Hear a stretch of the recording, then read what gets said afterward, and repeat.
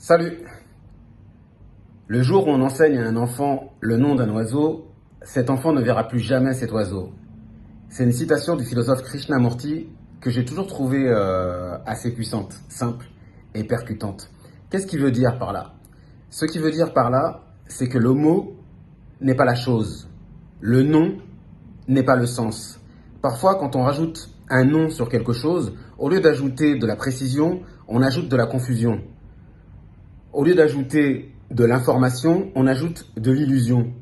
C'est une logique en fait d'étiquetage qui remplace l'observation. Ce qui définit l'oiseau, ce qui définit le merle par exemple, ce n'est pas le fait qu'il s'appelle merle, c'est quel est son teint, qu'est-ce qu'il mange, comment il vole, quelle est sa parade amoureuse. En fait, c'est toutes les propriétés caractéristiques qui permettent de comprendre, voire même d'anticiper son comportement. C'était aussi ce que disait le physicien Richard Feynman, qui disait, sans utiliser le nouveau mot que vous venez d'apprendre, c'est-à-dire c'était le mot énergie, décrivez-moi le mouvement du chien. Ça veut dire que si on n'est pas capable d'expliquer quelque chose sans avoir recours à du jargon, c'est qu'on ne l'a pas compris.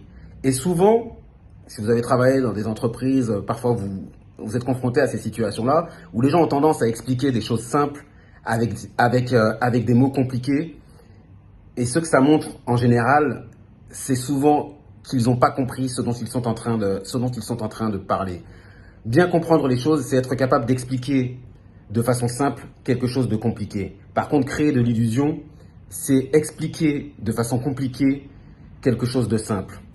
Donc de quoi je tente de parler en fait dans cette vidéo? Je parle de la logique d'étiquetage. On s'aperçoit par exemple aujourd'hui dans les médias que les médias ont de plus en plus recours à des stratégies d'étiquetage. C'est-à-dire qu'ils collent en fait des étiquettes, des catégories, et en mettant les choses dans des étiquettes ou dans des catégories, ça suffit pour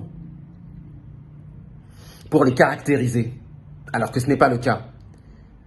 Ce n'est pas l'étiquette qui définit quelque chose, c'est son comportement. Lorsqu'on veut réellement comprendre quelque chose, il faut comprendre le comportement en question, le comportement de la chose. Donc voilà, si vous voyez un peu le fil rouge de la chaîne, ce vers quoi je suis en train d'évoluer, c'est je tente de décrire en fait la plupart des illusions auxquelles nous sommes confrontés, parce que dans l'époque actuelle, on est confronté à de plus en plus d'illusions, notamment si vous êtes toujours en France, on est confronté de plus en plus à des illusions, et donc je vais essayer de les décrire et de les dénoncer. Voilà, c'était une petite vidéo, à bientôt, ciao.